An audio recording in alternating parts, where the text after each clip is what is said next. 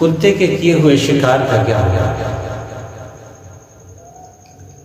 کتے کے شکار کے سے پہلے کتے کی شرائط کہ کتا جو ہے وہ سکھایا ہوا ہو، مالک جب جس طرف بھیجے وہ اسی طرف جائے، جب مالک اسے واپس آنے کے لیے کہے تو وہ واپس چلا آئے، ایسے کتے کا شکار صحیح ہے۔ شرط یہ ہے کہ اسے چھوڑتے وقت اس نے تکبیر کہی۔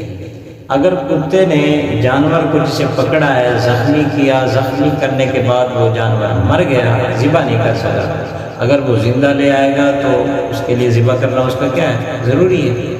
اگر کتے نے ہی اسے زخمی کر کے کیا کر دیا؟ مار دیا، ذبح نہیں کیا، پھر بھی اس کا کھانا کیا ہے؟ جائز ہے، وہ حلال ہے۔ ہاں اس چیز کا خیال کرنا چاہیے کہ کتے نے جو اس جانور کو یا اس پرندے کو مارا ہے وہ دبوچ کر مارا ہے یا زخمی کر کے مارا ہے، ان دونوں کا حکم علیحدہ ہے۔ اگر تو اس نے اسے دبوچ کر مارا، زخمی نہیں کیا، اس کی گردن سے پکڑا، دبوچا اس کا سانس بند ہو گیا، وہ مر گیا، وہ زخمی نہیں ہوا، تو ایسے جانور کا بھی کھانا صحیح۔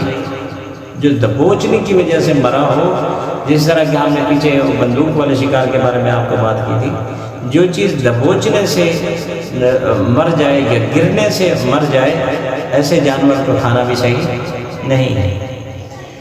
دوسرا، شکار کرتے وقت اگر کتے نے اس میں سے کچھ کھا لیا، ایک لقمہ اس نے کیا کر لیا؟ کھا لیا، تب بھی ایسے شکار کا کھانا صحیح نہیں ہے۔ دوسرا، شکار کرتے وقت اس نے اس طرف بھیجا لیکن وہ اس طرف نہیں گیا، وہ دوسری طرف گیا، اس نے وہاں سے شکار کیا اور مالک کے پاس لے آیا، تو ایسے شکار کا کھانا بھی صحیح نہیں ہے۔